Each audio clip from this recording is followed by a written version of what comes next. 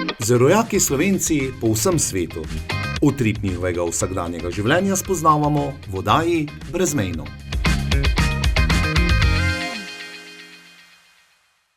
Danes boste, cenjene gledalke, spoštovani gledalci, v oddaji Brezmejno izvedeli, kako se slovenščina poučuje v Češki republiki in hkrati, kako se prepleta slovenska in češka kultura. Z nami je magistra Mateja Kosi, profesorica slovenščine in lektorica slovenskega jezika, vodja lektorata slovenskega jezika na Masarikovi univerzi v Brnu. Prisrčen pozdrav. Mateja Masarikova ali kako drugače se tole izgovarja? Masarikova. Masarikova.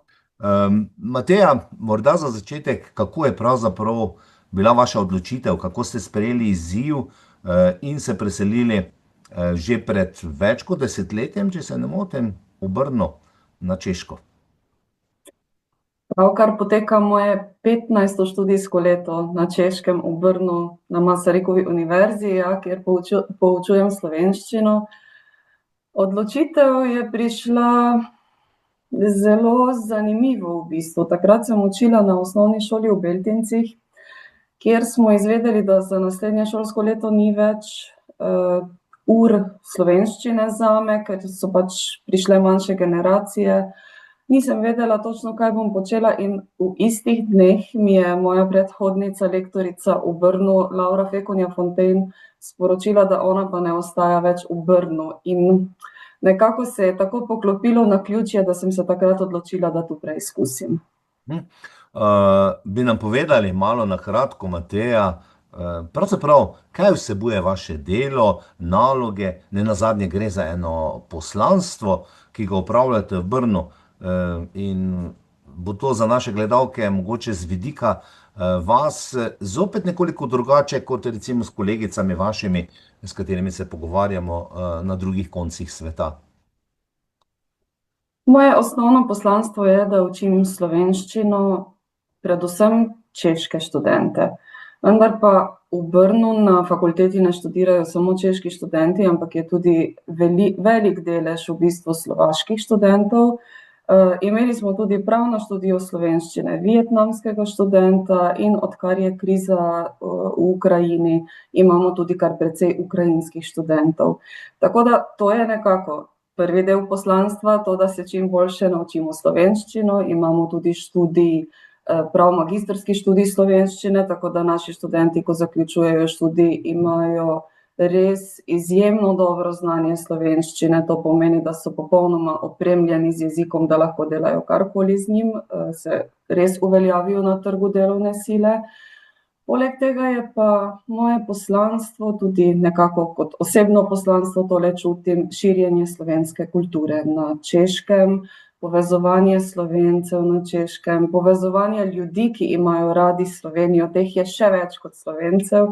Tako da je delo zelo, zelo pestro, zelo raznoliko, neprestano se kaj dogaja, nikoli nam ni dolgčas. Mateja, če se malo vrnemo na seveda študij, gre za redni študij slovenščine ali imate tudi fakultativno obliko izobraževanja jezika, tisto, ki ni tako obvezno, pa kakšno je zanimanje za tisti redni študij, kakšnega pa recimo za fakultativno obliko? Imamo v bistvu več načinov.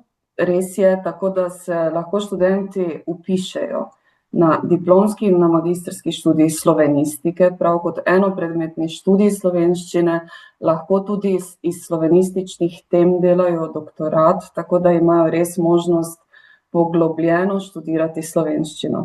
Potem pa imamo v okviru drugih študijev, najprej na oddelku za slavistiko, kjer ima sedež naš lektorat, možnost izbirnega predmeta oziroma nekega izbirnega modula slovenščine. To pomeni, da si vpišejo študij južnoslovanskih in balkanskih študijev in si v okviru tega lahko kot svoj prvi jezik izberejo slovenščino. To je recimo drugi tip študija. Tretji tip, ki je absolutno najbolj popularen, najbolj zanimiv, je učenje slovenščine v okviru izbirnega lektorata, kar ponujamo celotni Masarikovi univerzi. To pomeni, da imamo tam študente z vseh fakultet. Zelo zanimiva informacija recimo je, da skoraj ni skupine, kjer ne bi imeli pravnika. Mhm. Zanimiva situacija je, ker študenti so Zagotovo. res z vseh fakultet prihajajo, ampak ni skupine, kjer ni pravnika. In potem četrta možnost, ki bo pa nova in jo ravnokar pripravljamo, sicer moramo program še akreditirati, upamo, da ga bomo ponudili drugo leto, je pa program namenjen bolj javnosti v okviru programov mikrodokazil oziroma mikrocertifikatov. To bo pa naša nova ponudba, ki se jo zelo veselimo. Zanimanje za slovenščino je tako. Največ študentov imamo seveda na izbirnih predmetih, manj študentov imamo na študiju. Moramo si predstavljati, da smo vseeno v tujini, človek, ki tukaj doštudira samo slovenščino, pač nima neomejenih možnosti za službo, tako da tam imamo posameznike v bistvu v letnikih, ampak izredno dobre. Tudi potem s temi ljudmi, ki dokončajo študij, uspemo pokriti to potrebo po slovenistih na Češkem. Vseh skupaj se pa vsak semester uči približno 20. Zdaj vem, da lektorice prihajate tudi na izobraževanje, ne vem, 2-krat, 3-krat letno, Mateja. Zdaj pa me zanima, koliko je prednost pri vas, ker gre za slovanski jezik, osnovno govoreči češčino, ne? Napram drugim, recimo kolegica, ki poučuje v Bruslju, recimo, ker je osnovni jezik francoščina, flamščina, recimo 2 jezika, ne? Je verjetno tu lažje nekako ne izobraževati, daleč od tega, da vam je lažje vam napram kolegice, ampak drugače se mi zdi, da hitreje po mojem študentje tole ujamejo, posebno, če so iz Češke. Zdaj pa še me nekaj zanima, imate kakšne skupine, se pravi začetne, nadaljevalne, potem pa tiste najbolj sposobne? Mogoče bi najprej izpostavila tole dejansko prednost, ki jo imamo najverjetneje lektorji nasploh, ki smo v slovanskih deželah, ali pa pač res na Češkem je ena prednost pri tem. Prva je ta jezikovna bližina, to, da se naši študenti bistveno hitreje naučijo jezik na nivoju, da se lahko dogovarjajo. To pomeni, da imamo to prednost, da zelo hitro lahko študenti delamo ogromno enih projektov, prevajalskih projektov. To seveda pri neslovansko govorečih študentih ne gre tako hitro. Seveda tudi tam pridejo do te ravni znanja jezika, ampak pač študent, ki ni Slovan, rabi več časa, da do tega pride. Potem je pa še ena prednost pri tem poučevanju, ta kulturna bližina. Kajti ti dve kulturi sta si tako blizu, da mi ne doživljamo nekih kulturnih šokov. Zelo hitro tudi razumemo drug drugega, tudi na tem kulturnem nivoju, navade so podobne. Tretja prednost, ki bi jo izpostavila, je fizična bližina obeh držav. Naši študenti zelo enostavno potujejo v Slovenijo. Da sploh ne omenjam vseh možnosti raznih štipendij, oni tudi v zasebnem času zelo enostavno pridejo v Slovenijo. Zelo dobro poznajo Slovenijo. Tako da naš jezik ni tako omejen samo na učilnico in na informacije preko interneta, ampak tudi na to, da so zelo pogosto v Sloveniji, da tudi ko grejo na poletne šole, te dopuste ponavadi še podaljšajo z zasebnimi potovanji in imajo res ogromno stikov. Na račun te bližine pa tudi mi dobivamo izredno dosti gostov iz Slovenije, ker seveda k nam pripotovati ni tako težko kot v kako zelo oddaljeno deželo. Skupine, ki jih imamo, so pa zdaj v okviru študija so 1. do 5. letnik, ostali so pa tudi ti izbirni študenti, si lahko slovenščino izbirajo kar 4 leta. To pomeni, oni oddelajo kar 8 semestrov slovenščine, kar je za izbirni predmet zelo veliko, in to nam prinaša v bistvu tudi eno skupino ljudi, ki se tudi v prostem času, poleg nekega drugega študija, izredno dobro naučijo slovenščino. Zraven seveda te osnovne dejavnosti, gotovo še organizirate kaj drugo v sklopu poučevanja, recimo kakšna strokovna predavanja izven seveda učnega programa, mogoče kakšne slovenske večere, obiske na fakulteti znanih Slovencev ali kulturnikov ali kako drugače. Ne nazadnje pa tudi vi, nekje sem zasledil, ste lansko leto pripeljali študente v Prlekijo, odkoder izhajate, Mateja, in ste malce obiskali naše kraje. Tudi to je tisto, kar nekako veže študente ali pa jim dajete neko povezovanje, da mogoče jih spodbujate, pa tudi, jasno, kulturna identiteta prihaja s tem, ne. Ekskurzije so ena od najbolj popularnih dejavnosti, ki jih počnemo. Ja, res je, da organiziramo tudi veliko predavanj na fakulteti, gostovanj znanstvenikov, slavistov, slovenistov pri nas, potem pisateljev, tako kot ste povedali, kulturnih večerov, glasbenih večerov in tako naprej. Ekskurzije imajo pa pač poseben čar, ker gremo v Slovenijo, smo vsi skupaj, to je potem tako strokovno kot prijetno druženje. In res je, moje 4 ekskurzije imamo za sabo v teh letih, ko sem jaz tukaj. Že prej so se dogajale pri lektoricah, ki so tukaj bile pred mano. Mogoče samo omenim, da prve ekskurzije sem imela zasnovane tako, da smo vsakič obiskali eno manjšino v zamejstvu. To pomeni, bili smo v Reziji pri Slovencih, v Monoštru pri Slovencih in na avstrijskem Koroškem pri Slovencih. Ta četrta, ta sem pa rekla, da jim pokažem še svojo dušo, zato sem jih vzela v Pomurje. Povezali smo naše lepo Pomurje tudi s hrvaškim Zagorjem, Međimurjem. Šli smo še v Varaždin in v Čakovec, zato ker imamo na našem oddelku v bistvu študente povezane, vse tiste študente, ki študirajo južnoslovanske jezike, med temi je največ kroatistov in smo to ekskurzijo v bistvu povezali za vse te študente. Ampak moji študenti so vedeli, da jim bom jaz pokazala svoje srčne točke in so to tudi posebej cenili in to doživeli z mano. Mateja, seveda poučujete na najpomembnejši univerzi od vseh, ki jih je v Brnu, ker jih je več, ne, gre za Brno, ki ima 400 tisoč prebivalcev, ne, se pravi več univerz. Masarykova je največja, tudi najstarejša, najpomembnejša, bova rekla. In me pa zanima, še obstajajo kakšne druge šole v Brnu, ki poučujejo slovenski jezik? Morda, kaj vem, za srednješolce ali pa kaj, če imate informacijo, morebiti o tem. Vsaj kolikor jaz vem, te možnosti drugje kot na Masarykovi univerzi ni. Je pa ravno zato ta naš interes na naši fakulteti toliko večji, da bi ponudili to izobraževanje za te mikrocertifikate, ker bi to lahko ponudili tudi zunanjim slušateljem. To bi bil v bistvu plačljiv program za javnost.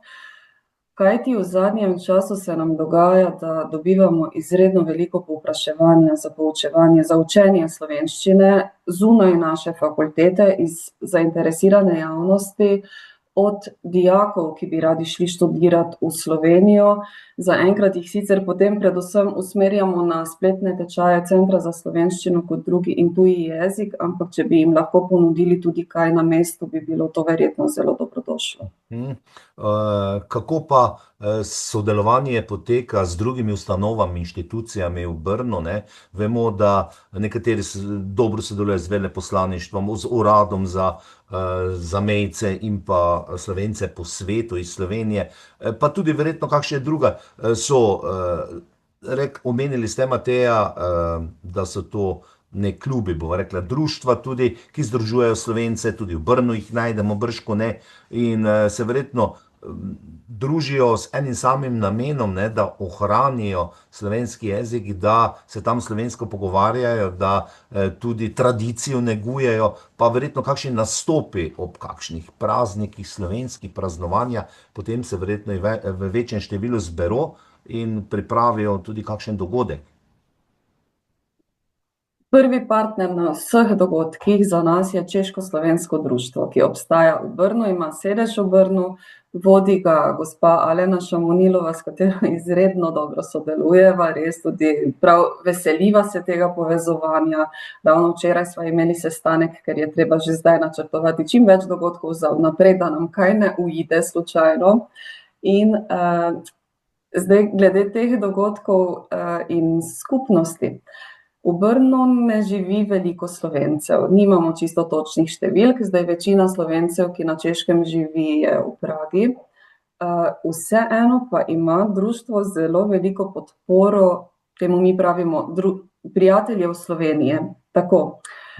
Poleg teh Slovencev, ki se tam zbiramo, na dogodke prihaja ogromno ljudi, ki podpirajo Slovenijo. Večina jih tudi govori slovensko, so bili izredno veliko v Sloveniji, nekateri od njih so naši nekdanji študenti, nekateri so pa preprosto navdušenci nad Slovenijo. Tudi nam pomagajo pri dogodkih, najbolj se ponavadi veselimo kakšne slovenske kulinarike ob dobri glasbi. Imamo na srečo tudi slovensko glasbenico v Brnu, Sandro Matuškovo, ki je potomka slovenskih staršev, slovenskega očeta, in tudi nastopa na naših dogodkih, tako da to društvo res organizira veliko takih družabnih dogodkov, kot so božično srečanje, srečanje Slovencev pred poletnimi počitnicami, recimo.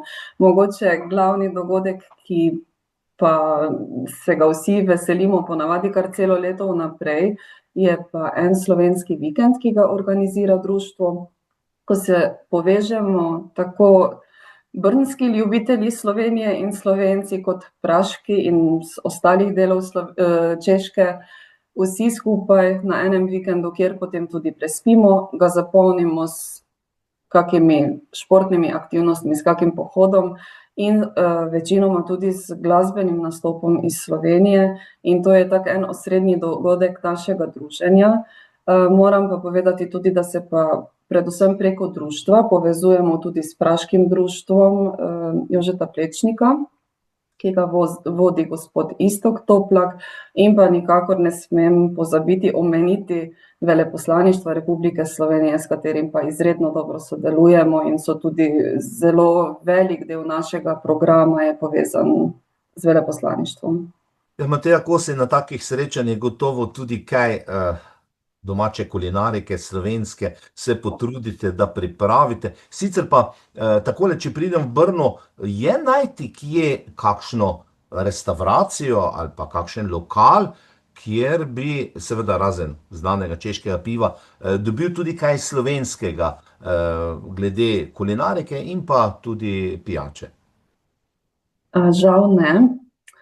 Na srečo sicer češka in slovenska kulinarika spet nista tako daleč, da bi to bil velik problem, ampak glede na to, da je fino poizkusiti slovensko kulinariko in predvsem odlično slovensko vino, predlagam, da pridete kar na kakšen naš dogodek.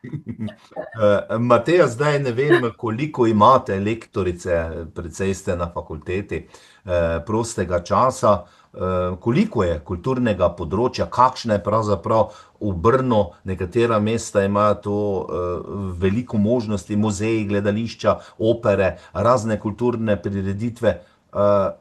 Mateja, ki izhaja tudi iz takšne družine, mama je bila tudi slovenistka, ne, oziroma sedaj je upokojena.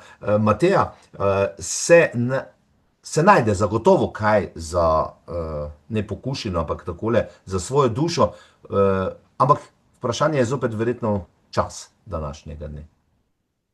Ja, dogajanja je toliko, da bi lahko po takih enih vodnikih, po kulturnih dogodkih, človek menda si zapolnil vsak dan cel dan.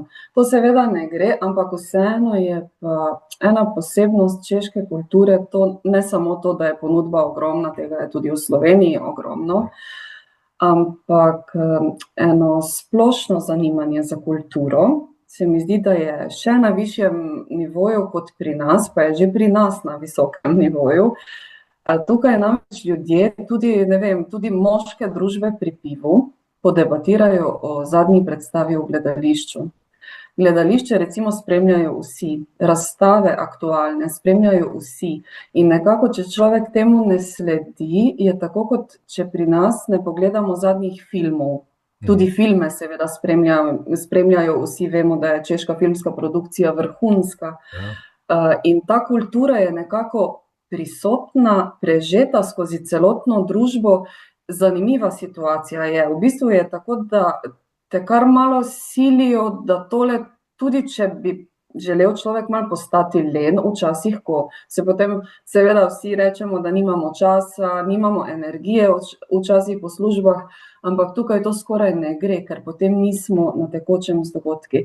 Tako da recimo gledališča jaz spremljam izredno aktivno, to pomeni tudi v boljših mesecih sem v gledališču tudi 2 do 3 na mesec. Spremljam dogodke na razstavah in jih sproti grem pogledat. Češke filme, ki pridejo ven, grem pogledat sproti, ker so to glavne teme pogovorov. Mateja, od kulture, od tega pa malce še k športu, bili ste izvrstna športnica. Zdaj, kako spremljate športne dogodke, verjetno ne tako bolj pasivno, možnosti za rekreacijo, možnosti za druženje s kolegicami, kolegi, morda na kakšne rekreacije 1, 2 tedensko, ali še to Mateja dela počne? Bili ste odbojkarica in odbojkarji običajno ne moremo iz svoje kože kar tako. Se popolnoma strinjam, ja. Odbojka me spremlja še naprej, tudi tukaj sem na srečo uspela najti skupino, s katero lahko hodim na odbojko, ampak čisto iskreno priznam, da se moji sklepi čisto nič ne strinjajo s tem, ampak jih pač prepričujem, da je meni to še vedno všeč. Tako da ja, šport tudi spremljam, zdaj vrhunski šport seveda spremljam samo po televiziji ali grem pogledat kakšno tekmo. Zdaj ni mi ravno v čast, da sem v živo na hokeju bila samo enkrat, to me ponavadi Slovenci vprašajo, sploh ker živim 50 metrov od hokejske dvorane v Brnu. Ampak večinoma je tako, da je do hokejskih vstopnic zelo težko priti. To je vse kupljeno kot sezonske vstopnice in zelo na redko kateri tekmi potem ostanejo karte, da se jih da kupiti dodatno. Tako da enkrat mi je uspelo, sem se očitno tudi dovolj potrudila. Drugače pa grem kdaj pogledat tudi odbojko. Malo bolj mogoče tudi spremljamo košarko v Brnu. Večinoma pa šport res pridno spremljam po televiziji. Morda še nekaj besed takole proti koncu tega najinega prijetnega pogovora. Znamenitosti Brna, kar nekaj jih je, pa ne da bi sedaj Mateja morda naštevali, gre za pravzaprav fascinantno mesto, ki skriva. To sem pa zasledil številne zanimive zgodbe in nenavadne znamenitosti. Seveda v vsakem turističnem vodniku bomo našli to in ono, kar je Brno. Bogata zgodovina, ki sega v 11. stoletje, zraven številnih pivnic, mikropivovarn in tako naprej. Bojda kar mreža podzemnih rovov in vinskih kleti se da tudi obiskati v Brno, če se pride tja. Recimo zelo zanimivo je, meni je bila zgodba, ko sem bil v Brnu tudi kot turist, zvonjenje ob 11. uri v katedrali Petra in Pavla, ne ob 12. Seveda z določenim razlogom, morda nekaj v teh znamenitosti, če še, ali pa nenavadnih znamenitosti. Res je, ena od nenavadnih znamenitosti je ravno to, kar ste omenili, to podzemlje, ki obstaja v Brnu, kjer se lahko tudi sprehodimo, je tam en labirint, eni rovi pod Zeljnim trgom v Brnu so. In posledica tega, da tudi mislim, da ogrevanje poteka vse nekako pod zemljo, to je, sistem mi ni poznan, ampak zanimiva posledica tega je, da imamo kot prometne znake, iz katerih se kadi dim. Ker ta para, ki obstaja nekje v tem podzemlju, pride tam ven. To je recimo ena od posebnosti Brna, ki je vsaj jaz še nisem opazila nikjer drugje. Drugače pa mogoče poleg vseh teh mestnih znamenitosti, ki jih turisti najprej pogledajo, kot so podzemlje, Kostnica, grad, katedrala in tako naprej, bi pa mogoče opozorila na mojo najljubšo točko v Brnu, kamor jaz vsakič vzamem svoje obiske. To je jezero poleg Brna.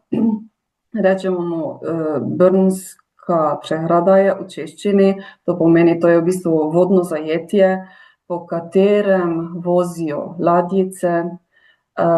Na enem delu tega jezera se da priti na grad Veverži in celo to jezero se da obiti po eni lepi potki. To je recimo točka v mestu, ki ni tako mestna in je meni toliko bolj pri srcu.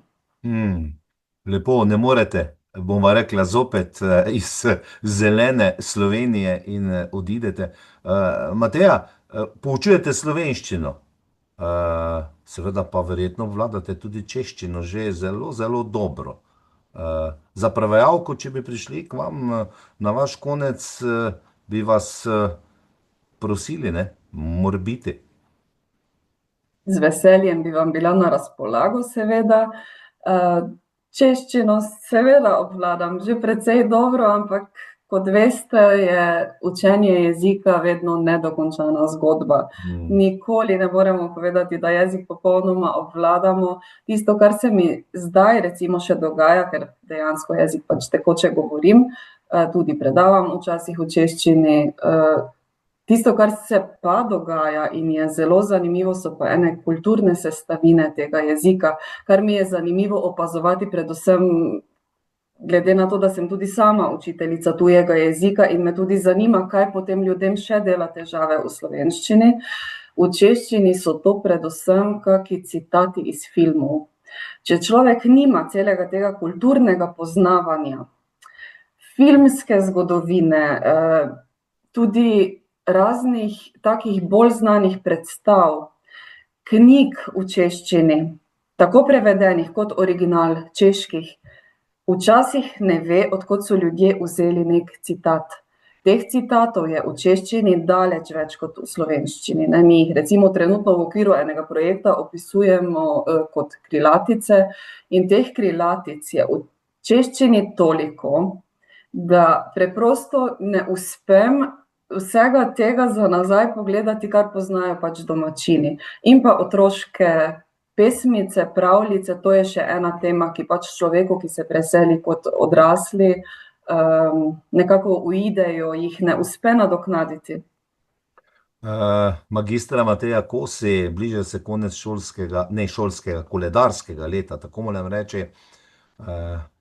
Želje, ne bom spraševal po načrtih, kajti načrti vedno obstajajo, izzivi, ampak morda želje za leto 2026, ki se nam zelo hitro bliža. Ja, želja je predvsem ta, da bi sčasoma uspeli tole našo slovenistiko v Brnu, ki smo jo zdaj celo na zadnji obletnici preimenovali na Slovenski center Viktorja Kudjelke, čim bolj spromovirati, da bi uspeli te informacije o možnosti študija slovenščine spraviti čim bolj v javnost in pa da bi nam uspel ta nov program s temi mikrodokazili. Tole je v bistvu ena velika službena želja za prihodnost nasploh. Načrtov je seveda ogromno, zato nama ni treba skrbeti, za vsem tem pa bi bilo, pa ne stereotipno, ampak čisto res fino, da stoji trdno zdravje, ker potem lahko vse to izpeljemo.